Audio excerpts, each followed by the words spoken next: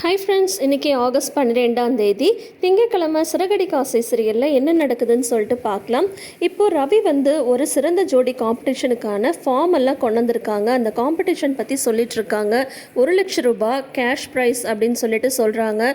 மனோஜ்க்கும் ரோகிணிக்கும் பயங்கர ஓவர் கான்ஃபிடென்ஸாக இருக்குது. எப்போ இருந்தாலும் நாங்கள் தான் வின் பண்ணுவோம். ஆனால் அதில் நிறைய கேள்வியெல்லாம் கேட்பாங்க. இவங்களுக்கு அதெல்லாம் ஆன்சர் பண்ண தெரியாது. அதனால தான் போட்டியில் கலந்துக்கவே பயப்படுறாங்க அப்படின்னு சொல்லிட்டு ரோகிணி சொல்கிறாங்க.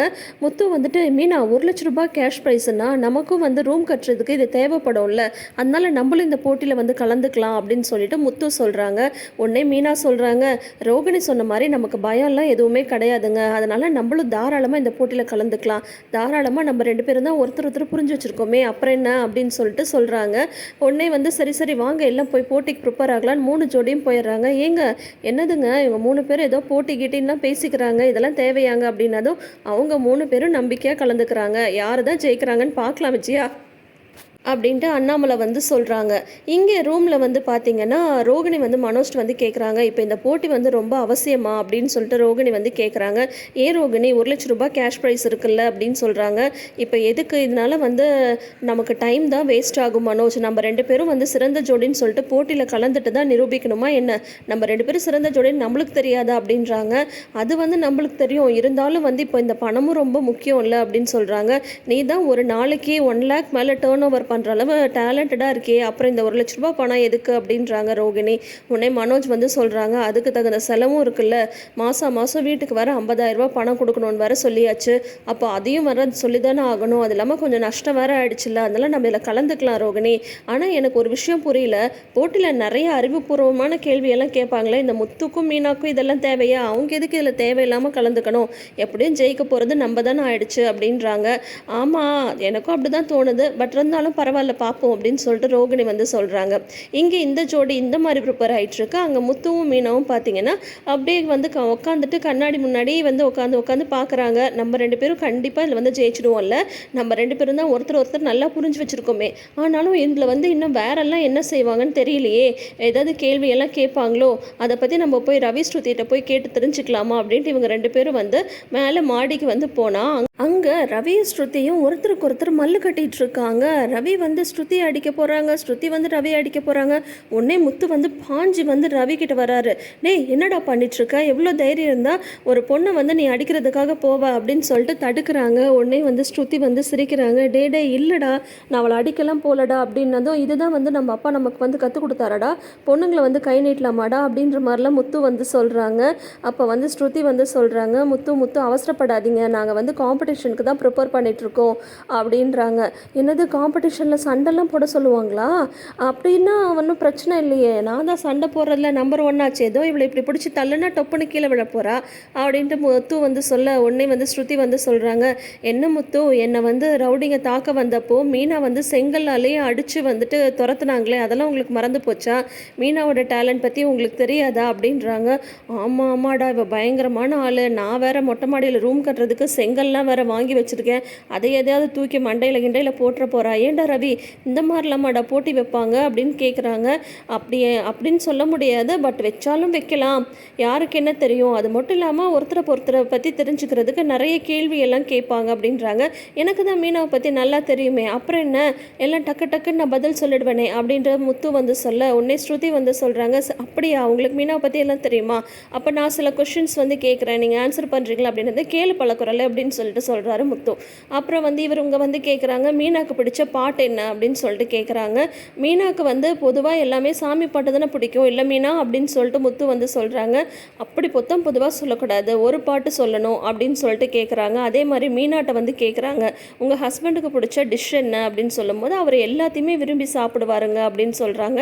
ஓ அப்படியா, அப்போ அவங்களுக்கு பிடிச்ச ஊர் என்ன அப்படின்னு சொல்லும்போது அவங்க தான் பல ஊருக்கு போகிறாரு அப்படின்றாங்க. அப்படியெல்லாம் நீங்கள் சொல்லக்கூடாது, ஒரு ஊரை கரெக்டாக சொல்லணும் அப்படின்னு ஸ்ருதி சொல்ல, ஏங்க அவங்களுக்கு ரொம்ப பிடிச்ச ஊர் என்ன அப்படிங்கும்போது எனக்கு எப்போவுமே பாட்டி ஊர் தானே பிடிக்கும் அப்படின்னு முத்து சொல்கிறாரு.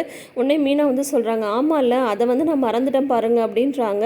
இப்படி தான் ஒருத்தரை பற்றி ஒருத்தர் நல்லா தெரிஞ்சுக்கிறதுக்கு நிறைய கேள்விங்கள்லாம் கேட்பாங்க. ஒன்று பண்ணுங்க, முதல்ல நீங்கள் 2 பேரும் கீழே போயிட்டு ஒருத்தரை பற்றி ஒருத்தர் நல்லா தெரிஞ்சுக்கோங்க, நல்லா பேசுங்க, அப்போ தான் உங்கள் 2 பேருக்கும் என்னென்ன பிடிக்கும் பிடிக்காதுன்னு சொல்லிட்டு தெரியும், அது எல்லாத்தையும் 2 பேர் தெரிஞ்சு வச்சுக்கோங்க அப்படின்ற மாதிரி ஸ்ருதி ஐடியா ஐடியா கொடுக்குறாங்க. ஓ அப்படியா, சரி சரி மீனா வா வா நம்ம 2 பேரும் போயிட்டு ஒருத்தரை பற்றி ஒருத்தர் தெரிஞ்சுக்கலாம் அப்படின்றாங்க. இவங்க 2 பேரும் மறுபடியும் சண்டை போடுற மாதிரி ப்ராக்டிஸ் பண்ணிகிட்ருக்காங்க. ஆக மொத்தம் 3 ஜோடியும் வந்து பரபரப்பாக போட்டிக்கு தயாராகிட்டு அடுத்த நாள் வந்து போட்டிக்காக போகிறாங்க. அதில் வந்து பார்த்திங்கன்னா நிறைய பேர் வந்து அப்ளை பண்ணியிருந்தாங்க. அதில் இந்த 6 ஜோடி தான் செலக்ட் பண்ணியிருக்கோன்னு சொல்லிட்டு இவங்க வீட்டிலேருந்து இந்த 3 ஜோடி, அது இல்லாமல் இன்னும் ஒரு 3 ஜோடி வந்து சொல்கிறாங்க. 3 ஜட்ஜஸ் உட்காந்துருக்காங்க. அப்புறம் வந்து ஆடியன்ஸ் எல்லாம் வந்து உட்காந்துருக்காங்க. இந்த மாதிரி காம்படிஷன் வந்து நடக்குது, ₹1,00,000 கேஷ் ப்ரைஸ் அப்படின்ற மாதிரிலாம் அந்த ஹோஸ்ட் வந்து சொல்லிகிட்ருக்காங்க. அப்புறம் எல்லாருமே அவங்கள செல்ஃப் இன்ட்ரடக்ஷன் கொடுத்துக்கோங்க அப்படின்னு சொல்லும்போது எல்லாருமே நான் ஐடியிலேருந்து வரேன், அங்கே ஒர்க் பண்ணுறேன், நான் வந்து ப்ரொஃபஸராக இருக்கேன் அப்படின்ற மாதிரிலாம் வந்து சொல்லிட்டு இருக்கும்போது உடனே மனோஜும் ரோகிணியும் பேசிக்கிறாங்க. பார்த்தியா எல்லாருமே படித்தவங்களாம் வந்து வந்திருக்காங்க, நம்மளும் வந்து படித்தவங்க, இந்த போட்டியில் கலந்துக்க நம்மளுக்கு எல்லா தகுதியும் இருக்குது. ஆனால் இந்த முத்துவும் மீனாவும் பாரு, அவங்க சொல்கிற வேலையை சொன்னாவே இங்கே எல்லாம் வந்து திருன்னு முழிக்க போகிறாங்க, இந்த அசிங்கெல்லாம் இவங்களுக்கு தேவை அப்படின்னதும் ஆமாம் மனோஜ் இவங்க வந்து கலந்துக்காமலே இருந்திருக்கலாம், தேவையில்லாமல் வந்து கலந்துக்கிறாங்க அப்படின்னு சொன்னதும் அப்புறம் மனோஜோட டர்ன் வருது. இந்த மாதிரி நான் வந்து ஒரு பிஸ்னஸ் மேனு, நான் வந்து ஒரு ஹோம் அப்ளையன்சஸ் கடை வச்சுருக்கேன், கூடிய சீக்கிரம் தமிழ்நாடு ஃபுல்லாகவே என்னோட பிரான்ச்சஸ் வந்து இருக்க போகுது, கூடிய சீக்கிரம் ஒரு மோட்டிவேஷ்னல் பர்சனாக நீங்கள் வந்து என்னை பற்றி எல்லாருமே பேச போகிறீங்க அப்படின்னு சொல்லிட்டு தனக்கு தானே தற்புகழ்ச்சி வந்து சொல்லிட்டுருக்காரு. எல்லாரும் வந்து கை தட்டுறாங்க. அப்போ முத்து வந்து மீனாட்ட வந்து சொல்கிறாங்க, மீனா இவன் பண்ணதெல்லாம் வந்து நம்ம சொன்னோன்னு வையன், அதுக்கப்புறம் யாரும் வந்து இவனை பாராட்டி பேச மாட்டாங்க, காரி தான் துப்புவாங்க அப்படின்றாங்க. உடனே மீனா வந்து திட்டுறாங்க, எங்க பேசாமல் இருங்க, எல்லா இடத்துலையும் இந்த மாதிரி வந்து பேசிட்டு இருக்காதீங்க, அமைதியாக இருக்கு அப்படின்னு சொல்லிட்டு மீனா சொல்கிறாங்க. அப்புறம் ரோகிணி வந்து அவங்கள பற்றி சொல்கிறாங்க, இந்த மாதிரி வந்து நான் ஒரு பியூட்டிஷியன், சொந்தமாக பார்லர் வச்சுருக்கேன்னு இப்பயும் போய் தான் சொல்கிறாங்க.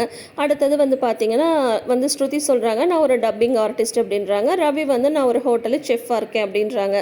அப்புறம் முத்துவோட டர்ன் வருது. முத்து சொல்கிறாங்க, நான் ஒரு கார் டிரைவர் அப்படின்னு சொன்னது யாருமே கை தட்டுறதில்லை, எல்லாரும் அப்படியே ஒருத்தர் பார்த்துக்கிறாங்க.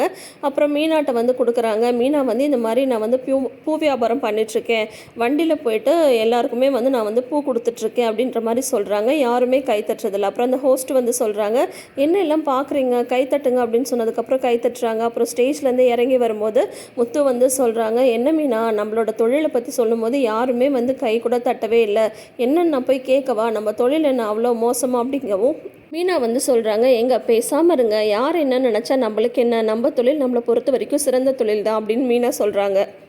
அப்புறம் பார்த்தீங்கன்னா ஃபஸ்ட்டு லேடிஸ் எல்லாம் மட்டும் ஸ்டேஜுக்கு வாங்க அப்படின்றாங்க. உடனே முத்து வந்து என்னது போட்டி வந்து சிறந்த ஜோடின்றதுக்கு தானே, அவங்கள மட்டும் இது கூப்பிட்றீங்க அப்படின்னதும் சார் கொஞ்சம் பொறுங்க சார் அப்படின்ற மாதிரி வந்து அந்த ஹோஸ்ட் வந்து சொல்கிறாங்க.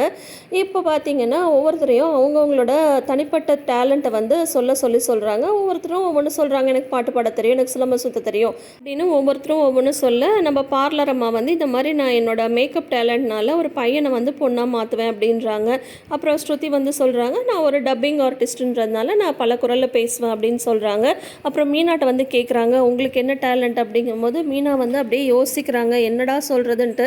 அப்போ வந்து முத்து வந்து டக்குன்னு எழுந்து சொல்கிறாரு, என் பொண்டாட்டி வந்து கண்ணை கட்டிக்கிட்டே வந்து பூ கட்டுவா, 3 நிமிஷத்தில் 3 முழம் பூ கட்டுவா, என்ன மீனா கட்டுவதானே அப்படின்னதும் ஆமாம் என்னால் அந்த மாதிரி வந்து கட்ட முடியும் அப்படின்றாங்க. சரி சரி அவங்களுக்கு தேவையான டேலண்ட்டுக்கு தேவையான பொருட்களை நாங்களே கொடுத்துடுவோம், நீங்கள் செஞ்சு மட்டும் காட்டணும் அப்படின்னு சொல்லிட்டு ஹோஸ்ட் வந்து சொல்லிடுறாங்க. அப்புறம் வந்து சிலர் பாட்டு பாடுறாங்க, அவங்களுக்கு தெரிஞ்சதெல்லாம் பண்ணும்போது நம்மளோட பார்லர் அம்மா ரோகிணி வந்து ஒரு ஜென்ஸை வந்து கூட்டிகிட்டு வந்து உட்கார வைக்கிறாங்க. அவங்களுக்கு வந்து லேடி கெட்டப்பில் மேக்கப் போடுறாங்க. மனோஜ்க்கு ரொம்ப பெருமையாக இருக்குது. முத்து வந்து சொல்கிறாங்க, டே மனோஜ் உன் பொண்டாட்டி வந்து பயங்கரமான ஆள் தான் பாரு, இந்த பார்லர் அம்மா வந்து பையனை வந்து அப்படியே நேக்காக வந்து பொண்ணாக மாற்றிடுச்சு, நல்ல டேலண்ட்டு தான்டா அவன் சம்சாரத்துக்கு, இனிமேல் பசங்க வந்து லவ் பண்ணணுன்னா கூட அது நிஜமாவே பொண்ணான்னு பார்த்துட்டு தான்டா லவ் பண்ணணும் அப்படின்ற மாதிரி முத்து வந்து சொல்லிட்டு இருக்காங்க. டே முத்து பேசாமல் உட்காருடா அப்படின்னு சொல்லிட்டு ரவி வந்து உட்கார வச்சுட்ருக்காங்க. இப்போ காம்படிஷன் வந்து ஸ்டார்ட் ஆகிடுச்சு. இப்போ நாளைக்கு பார்த்தீங்கன்னா இப்போ அடுத்தது வந்து நம்ம ஸ்ருதி என்ன சொல்கிறாங்கன்னு பார்த்தீங்கன்னா, நான் வந்து அடுத்தது என் மாமியார் மாதிரி பேச போகிறேன், என்னோட ஒரிஜினல் வாய்ஸ், இப்போ அவங்கள மாதிரி நான் வந்து குரல் மாற்றி பேச போகிறேன்னு சொல்லிட்டு அவங்க பேச ஆரம்பிக்கிறாங்க. அதோட இன்னைக்கு எபிசோடை வந்து முடிச்சிருக்காங்க. ஸோ நாளைக்கு வந்து பார்த்தீங்கன்னா கண்ணை கட்டிட்டே மீனா வந்து பூ கட்ட போகிறாங்க. இனி அடுத்தடுத்து என்ன மாதிரியான போட்டிகள் நடக்க போகுதுன்றதை நம்ம வெயிட் பண்ணி பார்த்து தெரிஞ்சுக்கலாம். ஸோ தொடர்ந்து வீடியோஸ்க்கு நம்ம சேனலை இப்போயே சப்ஸ்கிரைப் பண்ணிக்கோங்க, நோட்டிஃபிகேஷன் பெல் ஐக்கானில் ஆல் சிம்பிள் கிளிக் பண்ணிக்கோங்க. கூடவே இந்த ப்ரிவ்யூ பற்றின உங்களோட கருத்துக்களை மறக்காமல் ஷேர் பண்ணுங்கள். தேங்க்யூ.